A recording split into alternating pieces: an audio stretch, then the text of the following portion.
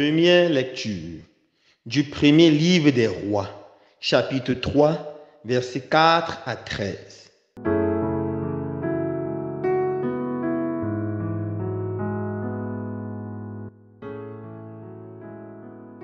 En ces jours-là, le roi Salomon se rendit à Gabaon, qui était alors le lieu sacré le plus important pour y offrir un sacrifice. Il immola sur l'autel 1 000 de bêtes en holocauste. À Gabaon, pendant la nuit, le Seigneur lui apparut en songe. Dieu lui dit, « Demande ce que je dois te donner. » Salomon répondit, « Tu as traité ton serviteur David, mon père, avec une grande fidélité, lui qui a marché en ta présence dans la loyauté, la justice et la droiture de cœur envers toi. Tu lui as gardé cette grande fidélité. Tu lui as donné un fils qui est assis maintenant sur son trône. Ainsi donc, Seigneur mon Dieu, c'est toi qui m'as fait roi, moi, ton serviteur, à la place de David, mon père. Or, je suis un tout jeune homme, ne sachant comment se comporter. Et me voilà au milieu du peuple que tu as élu. C'est un peuple nombreux, si nombreux qu'on ne peut ni l'évaluer ni le compter. Donne à ton serviteur un cœur attentif pour qu'il sache gouverner ton peuple et discerner le bien et le mal.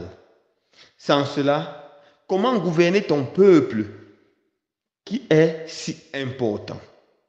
Cette demande de Salomon plut au Seigneur qui lui dit, « Puisque c'est cela que tu as demandé, et non pas de longs jours, ni la richesse, ni la mort de tes amis, mais puisque tu as demandé le discernement, l'art d'être attentif et de gouverner, je fais ce que tu as demandé.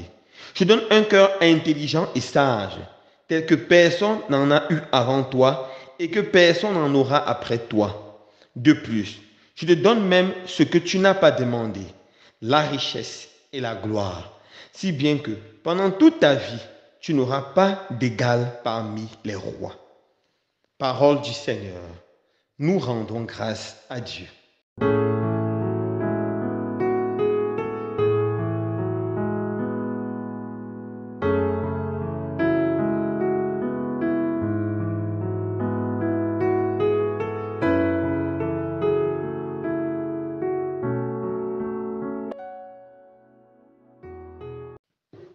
Frères et sœurs bien-aimés, dans la première lecture hier, nous avons vu comment le roi David, avant de s'en aller, a laissé la charge à son successeur, Salomon.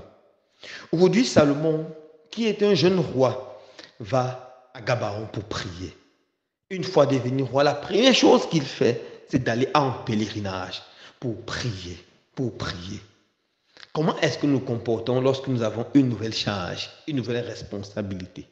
Qu'elle soit dans l'Église, dans la société civile, est-ce que nous commençons par organiser les fêtes pour célébrer de façon mondaine? Ou est-ce que nous pensons d'abord à Dieu? Est-ce que nous allons d'abord rendre grâce à Dieu pour lui dire merci et pour invoquer sa grâce? Salomon lui a commencé par rendre grâce à Dieu, faisant ce que Mère Thérèse a dit.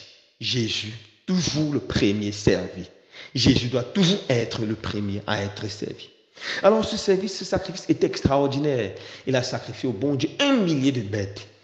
Il a organisé des louanges et des célébrations pour le Seigneur. Et la nuit, le Seigneur lui apparaît en rêve et lui dit, « Demande tout ce que tu veux et je vais te l'accorder. » Waouh! Demande tout ce que tu veux et je vais te l'accorder. Alors, Salomon ouvre la parole et fait une belle prière qui plaît à Dieu. Tout d'abord, il dit ceci, « C'est toi qui m'as fait roi.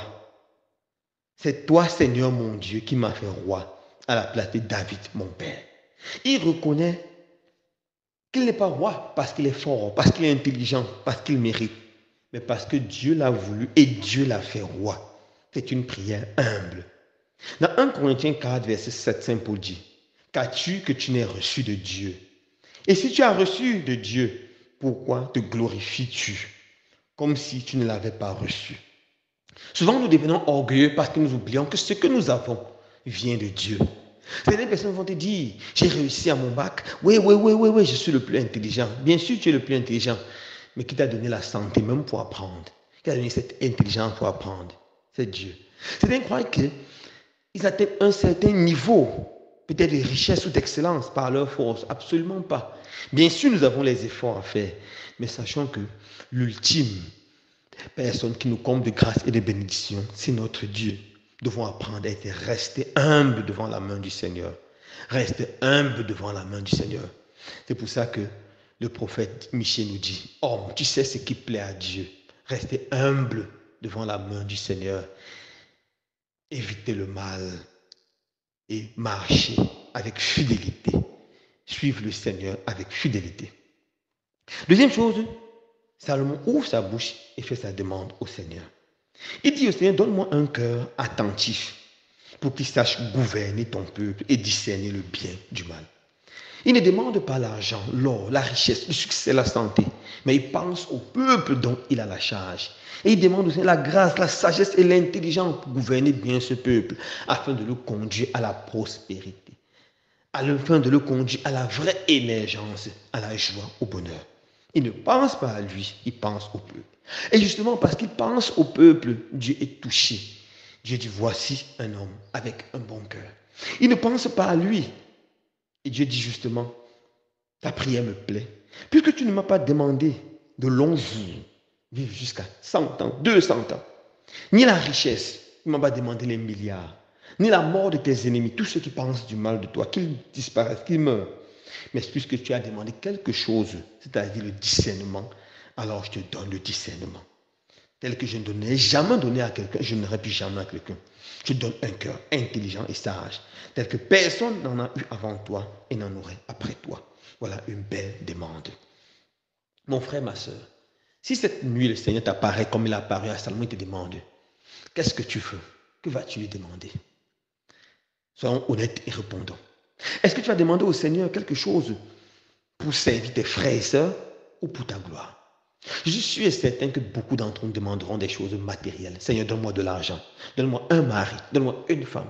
Donne-moi un enfant. Donne-moi un terrain. Donne-moi le visa pour aller en Europe ou au Canada. Donne-moi ceci, donne-moi cela. Donne-moi la santé.